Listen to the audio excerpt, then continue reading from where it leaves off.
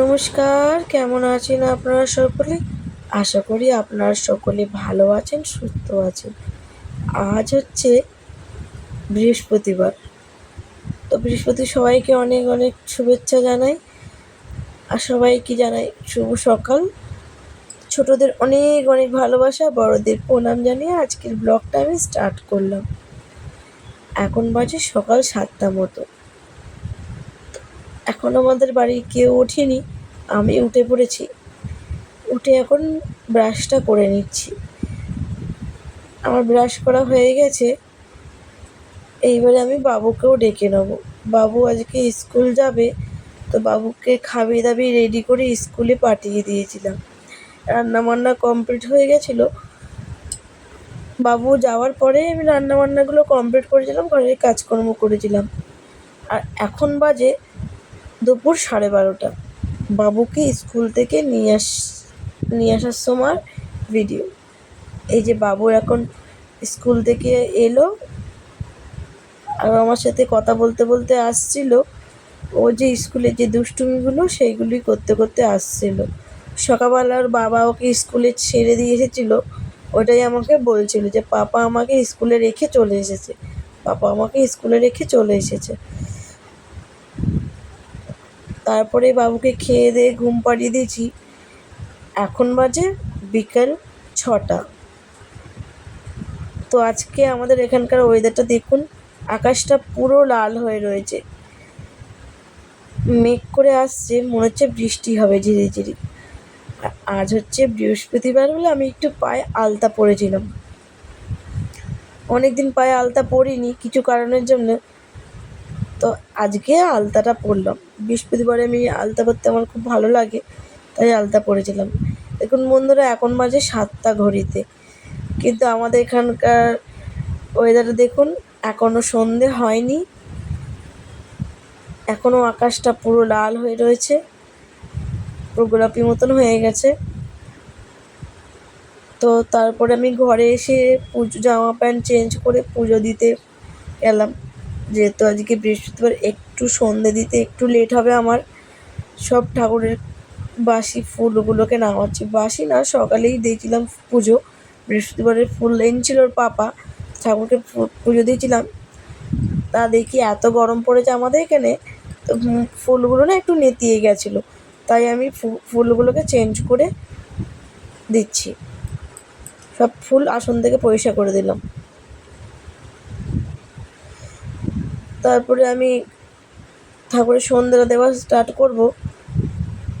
আসনটা ভালো করে পরিষ্কার করে নিচ্ছি, যে গুঁড়ো গুঁড়ো ফুলগুলো পড়েছিল সেগুলো ভালো করে পরিষ্কার করে নিচ্ছি। এবার প্রদীপে তেল ঢালবো, প্রদীপের তেল ধরে প্রদীপটা জ্বালাবো। এই যে থালাটা দেখেছিলেন, এই থালাটা আমি বাবা এনে দিয়েছিল আগের বছর জন্মদিনে। তো বাবুকে আর আমি থালাটা দিইনি, থালাটা তোলাই ছিল। তো আমার এখানে একটা প্লাস্টিকের থালা ছিল, যেটা ঠাকুরের ধূপগুলো পড়ে পড়ে পুড়ে গেছিলো, তাই জন্য এই স্টিলের থালাটা ঠাকুরকে আমি দিয়েছি। তো এই যে প্রদীপ এখন জ্বালিয়ে নিচ্ছি। আমার ঘরে ধূপকাঠি শেষ হয়ে গেছিলো, তাই ছোটো ছোটো যে স্টিক ধূপকাঠিগুলো ছিল সেই ধূপকাঠিগুলোই জ্বালিয়ে নেবো। এগুলো ওর পাপা এনেছিল, এগুলো এনেছে প্রায় 1 বছরের কাছাকাছি, 1 বছর ধরে চলছে। তো পাপা আমাদের এখানে পাপা কী করে, বেশি করে 1 কিলো আধা কিলো করে ধূপকাঠি কিনে নিয়ে আসে। এই ছোটো ছোটো ধূপগুলোও কিনে নিয়ে এসেছিলো। তো ওই বড় বড় ধূপকাঠিগুলো শেষ হয়ে গেছিলো, চন্দন ধূপকাঠি ছিল, এগুলো শেষ হয়ে গেছিলো, তো তাই জন্যই ছোটো ধূপগুলো এখন ইউজ করছি। এই ধূপকাঠিগুলো শেষ হয়ে এসেছে, আবার ধূপকাঠি আনতে বলতে হবে পাপাকে। তো পাপাকে আমি বলতেই ভুলে যাচ্ছি যে ধূপকাঠি আনতে। তারপরে হচ্ছে আমাদের যে ছোবড়া, আমরা যে ধুনো ধরাই, সে ছোবড়াও শেষ হয়েছিল, ওর পাপা নিয়ে এসেছে আগের দিন। শনি, মঙ্গলবার আর বৃহস্পতিবার সন্ধ্যায় আমি একটু ঘরে ধুনো দিই। ধুনোর গন্ধটা আমার খুবই সুন্দর লাগে, আর আমার ছেলেরও খুবই পছন্দ ধুনোর গন্ধটা। তো যে আমি এখন দরজার বাইরে একটুখানি পুজো দিয়ে নিচ্ছি, দেওয়ারে পুজো দিচ্ছি। এবার আমি তুলসী মণ্ডপের দিকে যাচ্ছি, তুলসী মন্দিরে পুজোটা দিয়ে আসি, তারপরে আপনাদের সাথে এসে কথা বলছি। আমার ভিডিও আপনাদের কেমন লাগে কমেন্ট করে অবশ্যই বলবেন। আর আমি থাকি হায়দ্রাবাদের ছোট্ট একটি রুমে।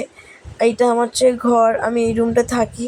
এই রুমটা আপনাদের কেমন লাগলো কমেন্ট করে অবশ্যই বলবেন। আর আমার ভিডিওগুলো আপনাদের কেমন লাগে, আর কোনো যদি ভুলভ্রান্তি হয়ে থাকে ক্ষমা করবেন।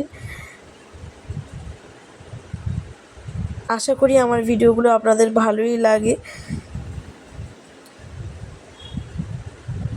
তো আমার এখন পুজো দেওয়া প্রায় কমপ্লিট হয়ে এসেছে। এবার আমি ধুনোটা ধরাবো। শাক বাজিয়ে নিলাম আগে, তারপরে ধুনোটা ধরাবো।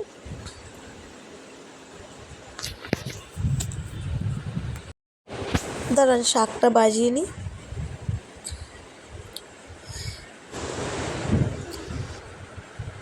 শাক বাজানো আমার কমপ্লিট হয়ে গেছে। আমার ছেলে এত দুষ্টু, যখনই আমি শাক বাজাবো তখনই ও পাশ থেকে চেল্লাবে। প্রত্যেক দিন ওকে আমি যখনই বারণ করি, বাবু করবি না, এই কাজটা করিস না, আমি শাক বাজাচ্ছি, তুই প্রণাম কর। প্রণাম করে ঠিকই, কিন্তু ও মুখ থেকে শাক বাজাবে। তাহলে বলুন কেমন দুষ্টুমি। আর আমি এই যে ধুনো ধরিয়ে নিয়েছি, এবার আমি পুরো বাইরেটা ঘোরাবো, আর সারা পুরো ঘরটাকে ধুনো দেবো। পুরো ঘরে, বারান্দায়ও দেবো, আর এই বাইরেটাও দিয়েছি। তো এই ধুনোর গন্ধটা আমার খুব পছন্দ। আর আমার ছেলেও বারবার পাশ থেকে বলছে, মাম্মি মাম্মি ধুনোর গন্ধটা খুব সুন্দর, ধুনোর গন্ধটা খুব সুন্দর। তো বৃহস্পতিবার কারা কারা এরকম ধুনো ধরান আমাকে অবশ্যই কমেন্টে বলবেন। আর আপনারা যদি কিছু বলতে চান আমাকে কমেন্ট করে আমাকে বলতে পারেন। আমার যদি কোনো ভুল ভ্রান্তি হয় তাও আমাকে বলতে পারেন।